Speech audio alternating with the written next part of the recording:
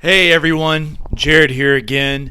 I have another online course that I'm going to go ahead and present to everyone. This is called How to Build a Top Oil and Gas Network in Record Time. And the point of me actually go ahead and going about this course was I wanted to show everyone what types of failures that I went through, things that I've done in the oil and gas events that have created nothing but total waste of time for me to go ahead and try to understand and influence and actually connect with these big time oil and gas experts to actually see where I can go ahead and benefit most of my time, whether that could be over the speaking events, whether it could be over at the bar, whether it could be over at the booth, wherever it may be. Where can I find this little niche area that can give me the most massive amount of return on investment? So I think when you've gone to at least almost 100 of these events within the past 10 years of your career within oil and gas, if you can go ahead and find out just maybe even a couple of these little nuances of tips to go ahead and implement to your own oil and gas training for events, I think they'll go a long way. So if you go ahead and put these things in place when you go to these oil and gas events, they will just totally destroy 90% of just the reckless waste of time things that you're going to be doing, while also going ahead and capitalizing on meeting new valued relationships and also, of course, winning new business, while at the same time making you become more of a subject matter expert within your field, and people are looking up to you for advice because not only are you surrounded by people of influences, it makes people notice these things and say, hey, I would like to go ahead and actually align myself with Joe Bob because Joe Bob knows 5 or 10 decision makers who could potentially make my life and my company be a lot better and also increase our business as well. So without further ado, guys, this is just going to be the guide to optimize your time for more business and value relationships, and I'll be speaking about this in the oil spill. So alrighty, let's get into it. So what you'll learn is how to avoid the 90% of the mistakes that other attendees make, how to pick your events and relationships opposed to transactions, and also best cold approach techniques. So one of the things that you're going to be looking at as far as picking your events, you want to look at the events that you can go ahead and capitalize the most amount of ROI from. I always say ROI because it's all about the return. What's your return on investment here? To go ahead and put your time, your valuable time, because time, unlike money and unlike a lot of things, it's a precious commodity that you can't buy back. So what I focus on is how do you go ahead and find these events? Well, you want to look at your target niche. What is your target niche market? Where are these target niche industry people located? Now, you may look at conventions, you may look at expos, and say those are some good marketing places to go ahead and start. Well, the first thing you want to do is you want to go to the website. You want to go to a website of a expo, of a conference. What you're going to do is you're going to go on that website of an expo or conference. You're going to be looking at who's going to be exhibiting, and they usually have who will be attending, okay? Once you have that down and actually can see that, then you can say, okay, these are going to be who are exhibiting. Are these part of my target niche customers? Now, what you can say is if you see that they're not going to be your target niche customers, then it's going to be totally not going to be wise to go ahead and invest your time in there. What I mean by that is, to give you an example, there's one over here in the Woodlands, over here in Texas, that I used to go to called Pipeline Week. Now, at Pipeline Week, they would go ahead and do mass marketing to go ahead and get people who are actually going ahead and doing new shapes of business within technology, or having people come in who are actually startups to show off some of their service, their potential customers. Well, what happens is that you have a bunch of contractors who are related in the pipeline industry that will come forth for the show.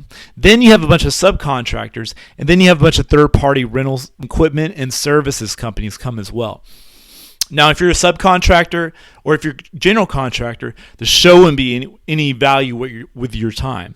But if you're a third-party equipment and rental service company, let's say it's someone like United Rentals, the show would be an absolute bargain for you because you're getting a lot of subs and a lot of GCs that are going to be showcasing their booth that you can do business with.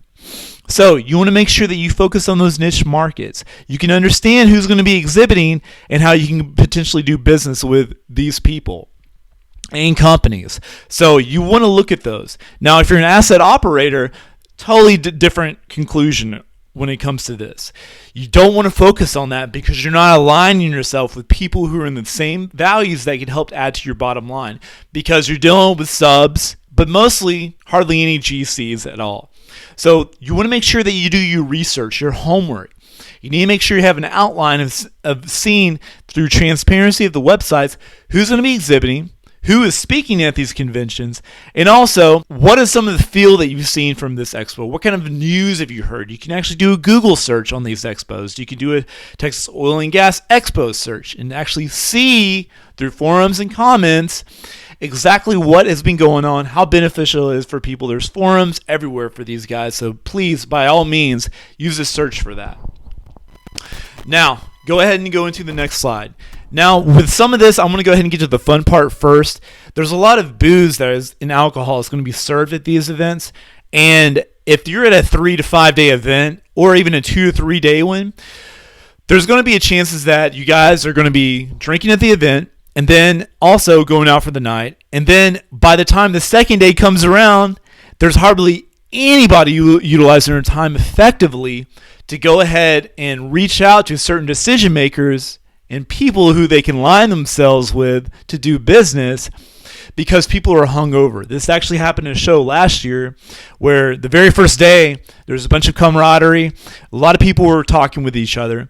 But the following day, no one hardly even showed up. Now, why is this? When talking to a couple of people, they all went out from the last night before. So I talked about 5 people, and I drew my own conclusion with this. About 4 and 5 of them actually went out for the night before. And some of them said they were feeling pretty bad afterwards. So I made a conclusion that booze can take actually a huge control in those conferences, oil and gas events. So how do you mitigate this? Because what you want to do is you do want to do that. You want to do the fun times while building the rapport in the relationship, while at the same token, not actually feeling the negative side effects. So this is a breakdown what alcohol is doing to your body to actually promote short-term memory loss, then actually giving you the headaches and hangovers to make you feel bad, and what kind of foods you can utilize to go ahead and make sure you can cross out any type of negative response to this. So with alcohol, you want to focus on anything that has to do with clear, either vodka or tequila, clear liquids. There could be other ones as well. Gin is also a nice one as well, extra dry. And what you want to do is you want to put some club soda in there. The reason why I say club soda is because it's easily absorbed. You can much more easily absorb the alcohol with a club soda. Plus, it also gives you a low glycemic response. So if you're eating pizza and chicken, fried chicken, and all that good stuff, it's not going to put a total detrimental effect to your body. I mean, you won't add the fat. You won't feel the nastiness of the grease as much because of the glycemic response. So that's going to be your best choice. I also have avocados and bread in here, okay? And the reason why I have these in here is because with avocados, they're full of potassium. What potassium does is full of anti-inflammation properties, even more so than bananas. And what this will do is, if you go ahead and actually eat the guacamole or avocado, is that it'll actually go ahead and have a canceling out effect with an anti-diuretic hormone with the booze. Because the booze, it makes you, of course, go to the bathroom a lot because there's anti-diuretic properties. Avocados will help stop that and will actually help you with the hangover progress with potassium as well. So it's a synergistic effect, double whammy from both avocados. So you don't feel the pains of alcohol because of having the avocados. Now, the toast, I have shown a picture of here of burnt toast. What does that do? Why is that beneficial? So, with a burnt toast, you may want to put 2 slices of bread, very cheap and easy. You can do it in your hotel room or actually do it somewhere inside the hotel and then bring it up to your room. You can go ahead and have this piece of bread in the toaster and then go ahead and have it burnt slightly. What you're going to do is you're going to take the charcoal chips of this and you're going to go ahead and save them. You want to put them in something like a yogurt, which they have downstairs, especially in one of these breakfast halls. Then you're going to go ahead and take the charcoal and you're going to put it in your yogurt. You mix it together, and then you're going to go ahead and eat it. Or if you're just a total, boss, you can go ahead and just eat the charcoal by itself. And what this will do is this will mitigate the effects of hangovers as well. Carbon is going to be activated. And what this carbon is going to be doing is that it's going to be going to your body, and it's called acetaminophen. Acetaminophen. I'll write the description in a link right here. Acetaminophen. And what this will do is it'll counteract any other type of hangover properties like groggy feel that you get, and actually have a supply of energy on top of that with a low glycemic response, especially if you have avocados from the night before. So with the avocados, the double whammy response, and then the carbon from the charcoal will actually be your best choice in mitigating hangovers, while at the same time giving you that firepower release of thinking very quickly and focused, so you can go ahead and build the relationships that you need to within this oil and gas event. Now, I want you to treat everyone like your best customer. These are some of my 3 Ds for don'ts rule. So the 3 Ds of the don'ts rule: don't dismiss people, don't be a jerk, and don't play the short game. As you can see here, I put it up on my LinkedIn profile. I'm right here at number 3 of 97 for the most people who are like me, and I wanted to showcase my tips and my rules, and since I've applied them through oil and gas, how well I've actually showed my credibility because of my connections with this. So to give you guys some extra social proof to actually showing that I'm a subject matter expert within oil and gas events, because I follow the 3 Ds, when I follow, they've actually supplied me even more firepower to actually make me more beneficial at these events. So let's go ahead and go to the next slide. Now, organizations, you want to join the biggest one that's going to be relative to your geographic location, while at the same time, hard to reach decision makers. And I'm going to have a case study on this. So while you're going to go ahead and join these organizations, the best way to look at it is that you want to join an organization that is one of the biggest ones that most of your colleagues are joined, that's also in the closest in geographic location with you. And the way to actually go ahead and be a subject matter or beneficial expert within this organization is you want to go ahead and arrive 15 minutes early to every single meeting that they have. So if you're part of a Pipeliners Association or a Gas Processors Association, whatever, arrive 15 minutes early. What this does is it frees up the crowd. The crowd is not going to be anywhere as big and as compact as it would be 15 minutes early, because most people, they would rather arrive 15 minutes late than exactly on time. So you have a 30-minute window of being there to actually go ahead and engage people, especially the people who are going to be VIPs within the association, because they're not quickly talking and engaging with a vast array of people. They're actually probably setting up, they're talking with each other, and they're very easily be greetable to you because you're the first ones through the door. And this is what I did. So I arrived 15 minutes early. They're very greetable, so you don't have to worry about, of course, having some type of approach anxiety.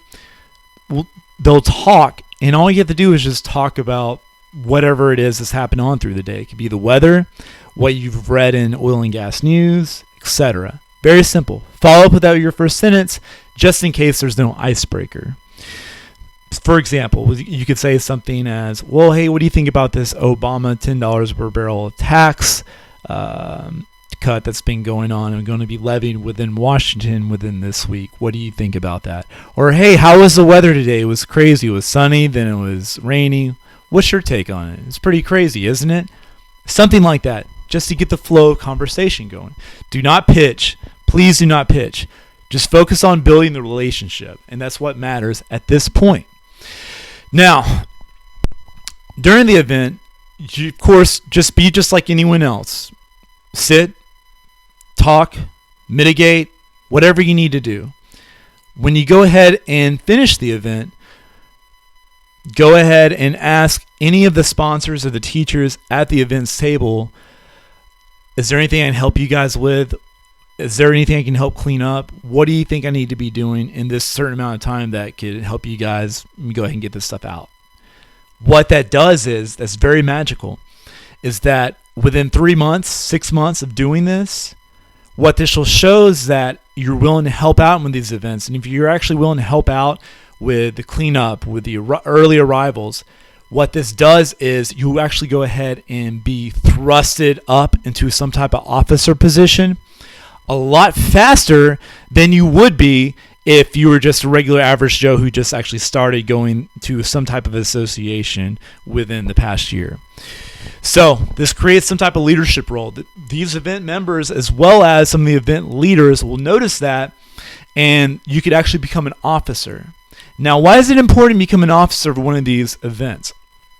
First off, it gives you leverage. It gives you leverage for having speakers, as well as some of the most valuable information that you can't find online within the association of guest speakers who are influencers, who are industry leaders, who are big-time decision makers at your repertoire. So they're in your toolbox and you can use them whenever you want. And on top of that, it creates social proof and high value. That way, if people see you as an officer within the organization, that shows a lot of dedication, interest. He must be someone of value. I definitely want to align myself with this person because he is an officer at this association. It's a big association, and it's with our geographic location. So your level of reach is a lot bigger because of that.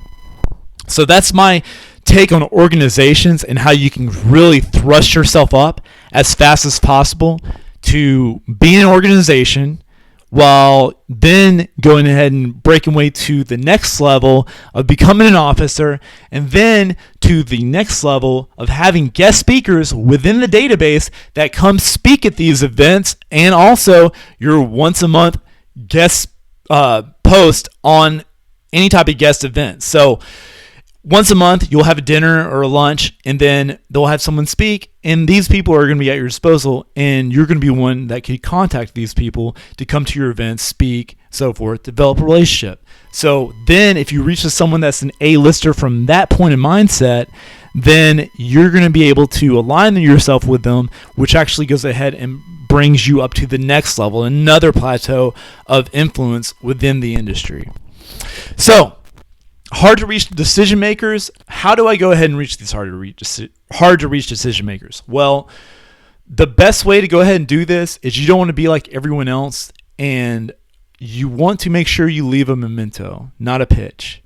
So I'm a big believer in being different. So you don't want to just go ahead and grab an email and then send him another pitched email. You can leave a handwritten note. You could write something down as far as, hey, look, I know you're really busy at the time. I think such and such is really interesting here at this gas expo. I would like to talk to you about such and such and such. What do you think I need to do to go ahead and somehow talk with you about that? Or do you have some time within the next 2 weeks to go ahead and talk about that? Would that be okay? People actually really go ahead and they enjoy that. Don't leave an email, just leave a phone number. If you leave a phone number, people like talking on the phone. If you have their email already, that's fine. But you'd be surprised at some of the results you get of actually going ahead and leaving a phone number so that they can call you, because people are so busy, and the way that email inboxes get flooded nowadays, it's a lot easier to go ahead and talk to someone by the phone, and it's the next step after email in order to go to the next level. So it just only makes sense. So I'm going to show you a case study of what I did and some of my results. Well, we actually have been going ahead and going to particular associations meetings. And this one, just like I said previously, is about the biggest one I can join. That's going to give me the biggest ROI for my return on investment with my time, money, etc., valued relationships. And one thing that we learn, I think that'd be a best practice principle, and I want to talk about this a little bit later in my advanced study on this case study and how you can actually do a step-by-step process at an oil and gas event, whether it's a clay shoot or a golf event, to help you get as many leads as possible and decision makers as possible. So I'll be even more detailed later on. But going back to this golf event, what we did was we knew exactly who our target audience was, and it was through this particular association. They had a huge golf event they do twice a year, and what we decided to do was go ahead and have a booth up on this golf event at one of the courses. So I was part of the entire marketing strategy behind this, and what I did is I decided, what do we need to focus on? We need to focus on our strengths. Our strengths are our complex advanced assets. I made sure that we had our complex advanced assets out onto the golf course. Second, I wanted to make sure we had food, cooking, barbecue. That's what oil and gas, as general majority of them really enjoyed, the Texas barbecue. Brought that out onto one of the course hole at our booth. Then we decided to go ahead and have some friendly lady attendees who would come and hand out beverages for these people at our golf hole, at our booth, so they can go ahead and enjoy their game. So what we did is we hired 2 young ladies who would go ahead and hand out beverages to all these people coming up to the hole, and then also seeing our assets, getting Texas barbecue, and chatting for a good 10 or 15 minutes. Now, why did I get the ladies? Why did I get the barbecue? And why did I get the complex assets? Well, we had a very limited presence marketing-wise, and I looked at the entire demographics. So I knew that most of the people that were coming to the golf event, they were men, because women usually don't play as much golf as men do, and it's usually an old man practice. And plus 80% of the people that were actually attending it were men, so I used that generalization. So 80% of the people at this association event are men. So I decided to go ahead and leverage everything that would cater to these people, that would pique their interest in what their interests are on some of the top 10 of the biggest decision makers within that event. And then I did categories of the things that they could be interested in based on their social media following. So for instance, there was a huge VP of ops from Energy Transfer there, some other executives and engineering directors that were there. And then what I did is I categorized some of their interests based on their profiles from either LinkedIn, Facebook, etc. And then I categorized them as their interest, and then I followed that pathway. So I knew they liked some beers, and I knew they liked barbecue, and I found out they would like to actually, and they're older gentlemen, good old boy system, and it made the approach up from getting barbecue, seeing nice ladies, and then handing out beverages to these guys. They enjoy the whole process a lot. So they have a nice, pretty young lady handing them beer, and then they have the Texas barbecue. And what happens when they have that beer and barbecue? That actually cuts out the process of them wanting to come up to talk to the nice ladies, because it gives them incentive. And then they would have to stand there while they eat their Texas barbecue and beverage. Now, on top of what I did there was, once I had my guys or myself engage with these people, I would then ask for, hey, if you guys would like to have a beverage, remember, please go ahead and put your gift card into the hat. You put your gift card in the hat as a token, and then on top of that, if you actually go ahead and win our raffle through this giveaway of the Yeti cooler, we're going to be drawing it at the end of the golfing event and see who wins, and then we'll announce the winner. So we did a giveaway on top of that, but they had to have a business card for exchange of beverage, which that will go into the hat. And then once we go ahead and end the day for the golf event, I'll pick a card from the hat, and whichever card it is wins the Yeti cooler giveaway. So what happened was, after your entire event went through, we had about 150 business cards placed in the hat, and about 15 of them were decision makers ready to buy. Then we went to go ahead and leverage down even more. We went to have 7 or 8. Once we qualified them enough who we want to work with, that were actually leading us to the next step, right? Then what happened was, after 7 or 8, that ended up leading to about 3 customers that end up doing business with us. But those 3 customers out of 150 business cards that we collected end up being multi-million-dollar deals. So you can see the benefit of the golf event when following this certain strategy, how this can play a role.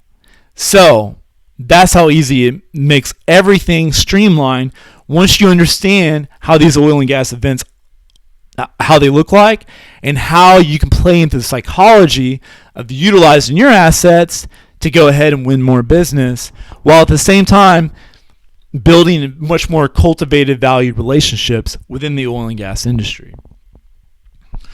So, target groups. Let's say you have a targeted group, and we're going to go ahead and sidetrack back to events again. Let's say that you want to find out who you need to be talking to. Well, you don't want to work the room. That's first off. What you want to do is you want to go up to an event sponsor. And these event sponsors sponsor the whole event, right? So these event sponsors, they sponsor the whole event, and they're willing to help you. They're willing to help. They're willing to go ahead and coordinate everything with you because they want to make sure a smooth event is going good, as well as making sure people are happy. So they're customer service people. What you want to do is you want to go up to like one of the most leading looking event sponsors that doesn't look like he's rushed or having things to do.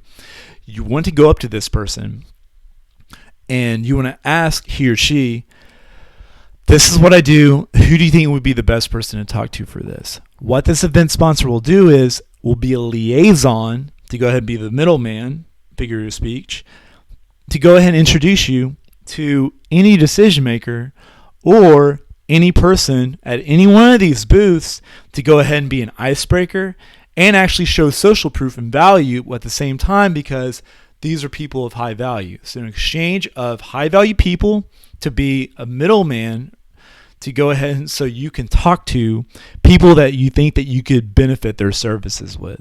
This worked out really well as doing a couple of oil and gas expos, and I actually ended up cultivating a big time relationship and collaborating a deal later on while doing this strategy. Once I went ahead and found an event sponsor, ended up meeting with this person who was from Canada, and this person actually went ahead and we became good friends, and while at the same time always developing the relationship and then later on doing a deal together. So that's how it's going to be beneficial from there.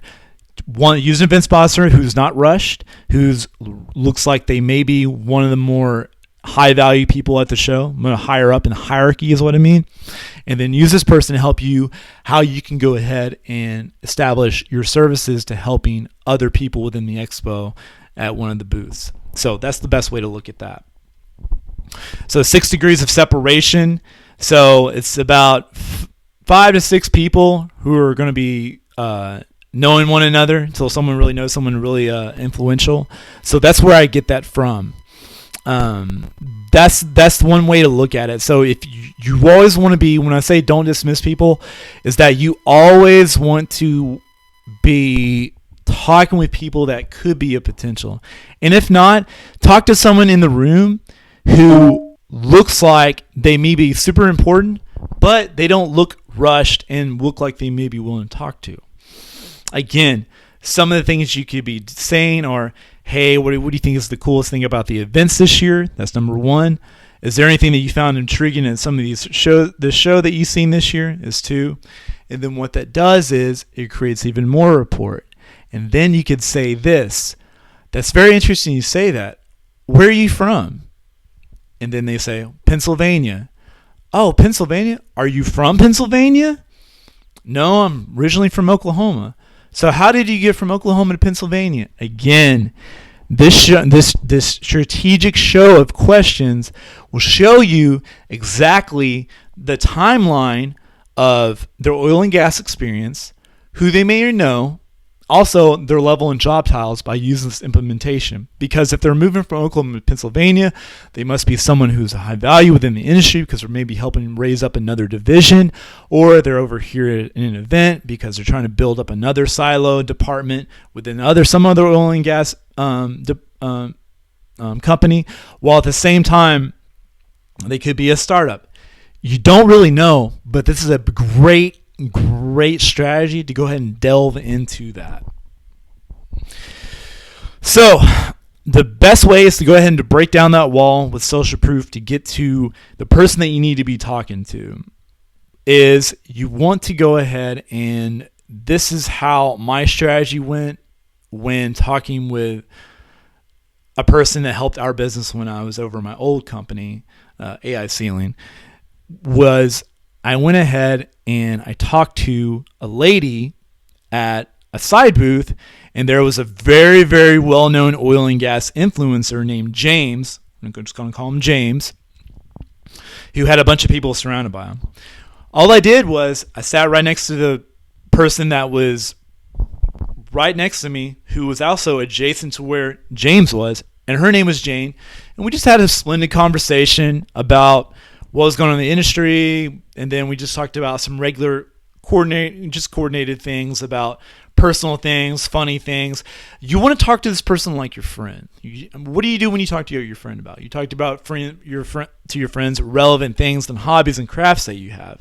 So I did the same thing when talking with Jane.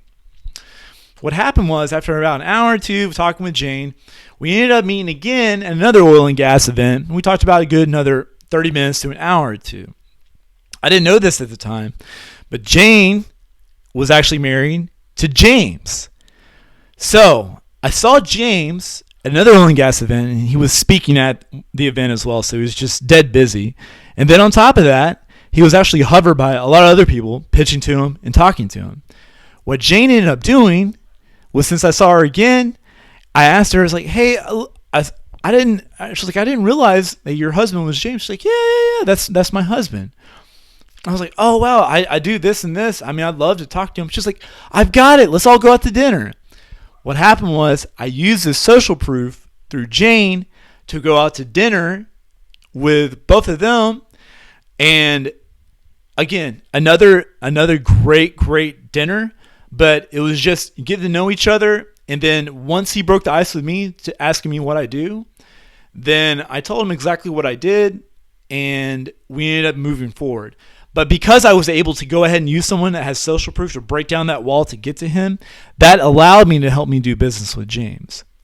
Now, that's the best way to do it, because you have such a high referral.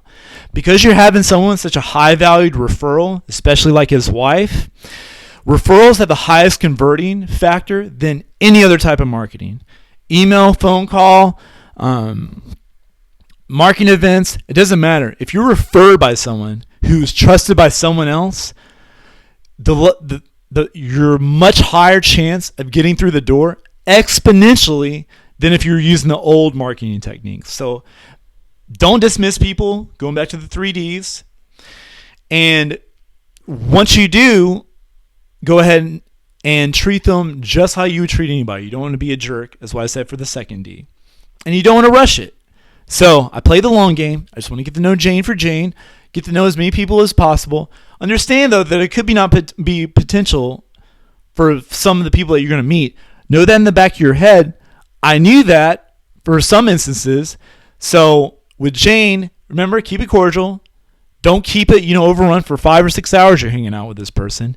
But enjoy your time and company with this person, and enjoy the value. Don't take it a step too far and spend too much time.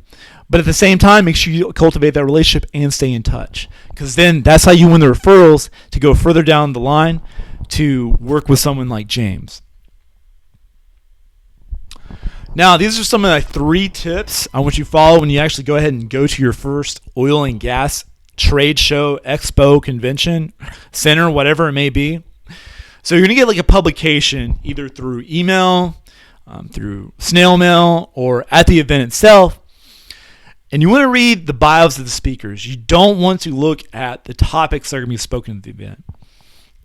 You want to get to know the person. You don't want to get to know the matter. Find out who the person is. Look at their bios. Now also do a Google search on them. Look at them as their social media accounts. What are their interests? What are they looking into? What are they actually trying to expand development on? You want to understand the psyche of the bios of these speakers. Understand how they work. If you understand how they work and things that could be interested with you, you can use that as tool set and leverage to go ahead and reach out to these people. You then want to go ahead and look for event sponsors, not just people in the booth, okay? The event sponsors, again, they're liaisons. Use them as liaisons to go ahead and meet other people of high value by how I just talked about, to go ahead and do the introductions. You use that as an introduction. That acts as almost as a referral. There's a mind shift in the trigger that goes in the back of their head. It's a referral because of someone else of high value leading them to someone else of high value. And then leave a memento, not impression. Going back to what I just said, make sure you use something that's not going to just be a business card thrown on their desk. Write them a handwritten note. No one does handwritten notes anymore. Everything's digital. So you write something by hand, clearly, of course. You can't use doctor handwriting. Write it down and then ask in a very polite way if there's some way we can go ahead and meet or somehow align ourselves in the next 2 weeks or so. Would that be okay? Once you explain a little bit of the service. That will have more resonance than any business card. So, what about this question, Jared? How do I go ahead and talk to a group of random people? Well, this is how you're going to do it. If it's 2 people, you want to avoid the situation entirely. If they look like they're in an intense conversation, don't go ahead and talk to them. If they're looking like they're kind of slightly disinterested and far apart, then you can put them in this next category. 3 or more people in the group. This is my strategy to talk to 2 somewhat either maybe aloof or slightly disinterested people, or just very relaxed people who are not really engaging one another or could be doing business, as well as 3 or more people in a group. Okay. So what I do is I've noticed that there's going to be a group of people, of high value people. What I do is I then go up to them and then I say something on the lines of this. Hey guys, this is my first time at this event. I think it's a really cool event. I'm not from around this area. Is it okay if I stay with you guys? I'll get you guys a round of drinks. I just want to say hello. That's it. I'll be out of here in just a little bit. And usually they'll say, "Oh, that's fine." 10 or 15 minutes or so, and then I'll say I have to go to another speaking event. That'd be okay with you guys. So you're basically going ahead and inviting them in. You're exchanging some value. You're giving them a false time constraint, saying he'll be gone in just a little bit, or 10 or 15 minutes. Oh, we're also getting free drinks as well. He's doing a value exchange. He's not going to be overbearing, and he's not going to be talking about business. He's just probably going to get to know us for us and just have a meaningful conversation. Those are 3 things that you're hitting on the nail of the head there. So you're not a threat. You're not trying to shoo him away. You're not going to be there forever, but you're also going to give them some drinks as well. Usually they'll say, yeah, that's fine. And what you do is you sit down, you have the drinks for the people that are there at the table within the group, or standing up, wherever it may be, and then they're going to be engaging each other, or they may be engaging you. And you just say, hey, what do you guys like best about the event, if they're engaging you? And then they'll go ahead and give you some chatter back. Or if they're actually talking to one another and you feel like you might be closed out, immediately just say, hey, look, guys, I'm not as familiar as you guys are on this. What are you guys talking about as far as blank and blank? So if they're talking, say, oh, there's so much pipeline construction being built up in the next couple of years. What do you think this company and this company is going to do? And then you say something along with the topic at hand that they're talking about. Use this in your sentence. Hey, guys, I'm a little bit, I guess, uneducated in the realm of infrastructure construction. Can you tell me what's going on in the industry? I'm not exactly sure what you're talking about. Really talking about. I really appreciate it. I'm just kind of getting more. I'm just trying to get a more better understanding of what's going on. Then they'll talk to you, and then they'll talk and they'll talk and they'll talk, and then after a while, maybe 15, 20 minutes or so, things start easing out, and it doesn't seem like you're just a stranger. They're just getting to know you for you, and they may ask what you do. Okay, and you can say, well, I'm with this company over here, and this is my title, and then say, okay. Can you go in a little more detail? But you don't want to go ahead and pitch. You give it out subtly. Well, I basically just help people go ahead and get better quality of services while at the same time getting their projects ahead of schedule and under budget. And they say, okay, well, what kind of service? What do you make you a little bit different? Who do you work for? And then you can finally go into more of a pitch. You just have to make sure the wheels are moving. You don't want to go ahead and throw out a pitch right then and there. You want to give slow, subtle verbatims so you don't act like you're just craving or desperate to go ahead and get business. It just sounds like everything's very methodical and smooth, and as if you're just one of the guys at the table, or one of the group, at the table, who's just having a good time with the conversation as well as the event that's at place. So, again, avoid 2 people. More than 3, great. Practice engaging, okay? You don't want to pitch, act like you're talking to a friend. Break down leads to 90% who'd be interested, okay? So what I mean by that is you want to engage, just practice engaging. Practice in front of the mirror. There's YouTube videos on body language and engagement. What's a great conversation? Go ahead and look up some of those videos. They're great. I still use some of those of today. And you want to make sure that the breakdowns, you can understand the breakdown of leads that they're going to be wanting to do business with you within 90% of the people that you're going to be engaging with. So if I was sitting at the table that I just talked about, I could tell whether or not my services would align with some of them or not. Then, if not, you can just ask, hey, look, is there someone else you think I should talk to? Or are you guys doing anything later? Is it okay if we all link up or just go from there? I have some guys that I'd probably like to meet some of you guys that, we're in the same line of business. Would that be okay? And then you can go ahead and build a relationship up from there.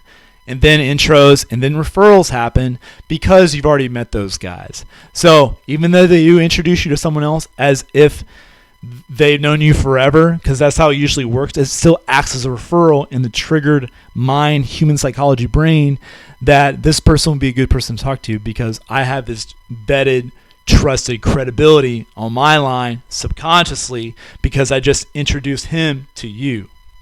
So it works out very well. So let's say you want to get a meeting with just an oil and gas leader.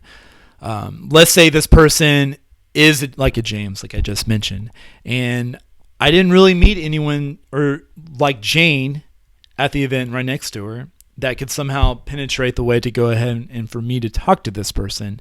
Or let's say it's just a new person and there is no Jane, there is nobody that's actually helped me be a liaison. What I do is, if they're really busy, I ask for a second of their time. And I say in a very quiet, confident way, is there any way I can talk to you about such and such? Or if not, is there someone else I should talk to that can be best reached at to talk about some type of product or service? And then that person will give you a referral or a name, and you want to go ahead and get as much information you can. And they usually, because of you're talking to them right then and there, they're not going to say no. And you can ask for just an email. Don't ask for a phone number. You can ask for an email. They'll be willing to give it on email 90% of the time if they know it. If not, that's fine. You can just say, hey, look, I spoke to so-and-so at the event when you're trying to talk to the person that you reached out to. So let's say like that you reached out to somebody who's very big oil and gas leader. Then he referred you over to someone else who may be second in command to talk to about the service that you provide. Then you can say, hey, I got your information from oil and gas leader. He actually told me to contact you. And so I wanted to see if there's a way we can talk about the product and service that I provide to help your line of business. Again, there's another trigger switch. It's acting as if there is a referral, but there wasn't. But it's saying, oh, because oil and gas leader talked to him about me, so that's how he got my information. This guy must be of someone of importance. So there's that connection link there that shows high value exchange and how you could potentially set up a meeting with this person that you could be talking to reach out to from this event that could benefit your business, line of work, and yourself through a valued relationship. Also, if this oil and gas leader seems too busy, there's just way too many people in front of him right now, you want to look for second in command. There may be someone right next to him as his right wingman who looks like the high value, looks like he played the part of being a decision maker. Go ahead and talk to him. Just go ahead, start conversation. He doesn't seem like he's too rushed. Just have small talk with him if he's not too busy. Remember, most important, unrushed person you want to talk to. Ask him what some of the coolest things that he's seen at the event thus far. Also, you want to talk about where he's from and then say, hey, have you always lived here? Have you always lived there? Then that creates that value exchange, and then you get the history timeline of his career in oil and gas, as well as his job title, years of experience, and then he may go off some other stories with other services and other people that he was involved with, because of this relayment of history that he's given you because of the questions you just asked. So it's going to be art of the small talk. Just make small talk. Don't ever do a pitch right there in front of them, unless it's a busy oil and gas decision maker, which you don't have that much time for, and a quiet, confident look, and just asking, say, hey, look, I would love to somehow maybe do a sit down with you to engage with some services. Would it be okay if I get your email? And if not, is there someone else I should reach out to talk to you about that? Just like what I just said. Okay, the follow-up. This is another most important part. So you just ended up your entire oil and gas event days or week. You've got a ton of leads to work with. What do you do in the meantime? How do you follow up with these people? Well, first off, you're not going to be following up the next day. You're not going to be following up in a couple days. You're definitely not even going to go ahead and follow up within a week. You want to go ahead and follow up within 2 weeks. Trust me, people, 2 weeks. The thing about these oil and gas events is it's a huge networking boom.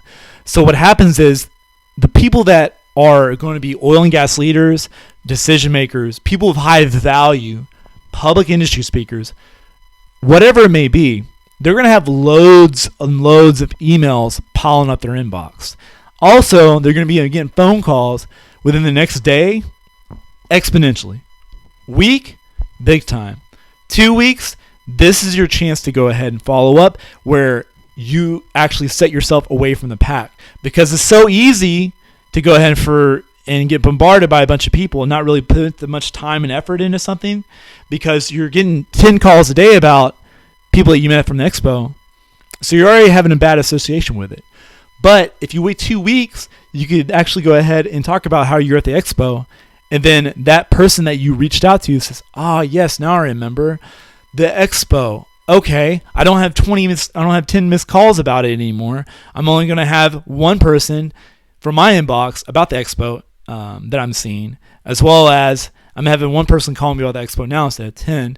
So they can actually go ahead and divide up their time much better to go ahead and see if there could be some type of alignment with your services, product, or yourself to do a value exchange in doing business. So finally, the most important part, I want to go ahead and reiterate this, guys. Don't dismiss people. Remember the Jane and James story that I just told you about. Don't be a jerk. Remember, it's all about etiquette. So within etiquette, you don't want to go ahead and just rush up to the biggest oil and gas influencer. You don't want to bombard their time. You don't want to annoy people. You don't want to go ahead and slam them about potentially doing business within 5 minutes, or what are you here for? Don't do that, okay? People are not going to go ahead and rush away from you like you're mosquito repellent, because they don't want to be a part of someone that's going to be desperate and just absolutely just eager like that, because it scares them off. It's too much, and they're not there to talk business when 50, 60 hours of a week, their lives is about business. So, number 3, don't play the short game. Don't go ahead and try to meet as many people as you can. Every 5 minutes, you're saying hello to someone else. You want to build rapport with a couple of people that you think could be A-listers or high-valued people within these oil and gas influencers that could go ahead and add to your bottom line, make your life easier. So if you meet so many different people, they're not going to remember who you are because you didn't really make a connection with them.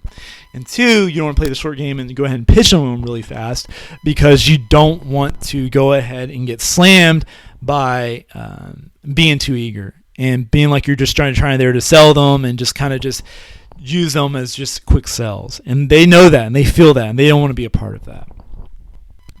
So I've got some questions from you guys. I've been getting a lot of hits on the oil spill about this, and I have a couple from people who have been asking me several of these. And when am I going to do a Q&A, Jared? When are you going to go ahead and start by this?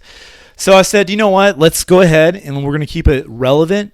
And I actually picked out a lot of the questions based on oil and gas events that could be related to oil and gas events. So that's what I'm going to go ahead and be doing right now. Okay. Tony Blaylock says this: how do you find the good events and parties instead of the overpacked events?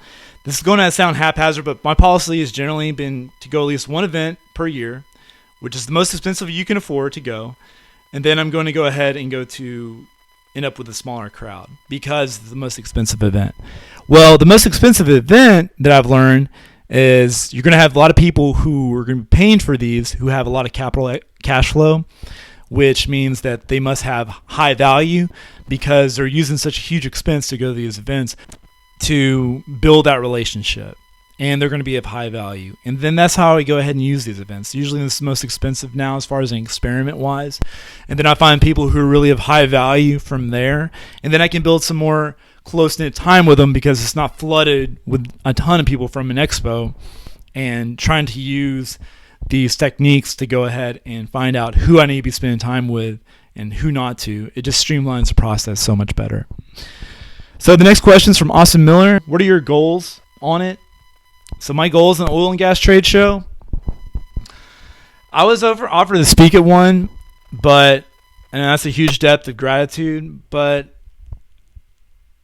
my goal is just to go ahead and meet influencers. I'm trying to network. I'm trying to bring people together. I'm trying to help people. But the goal is to actually go ahead and bring people together, and then just go ahead and just network with as many quality, good people that I can help in some way, or that can just somehow cultivate a relationship with.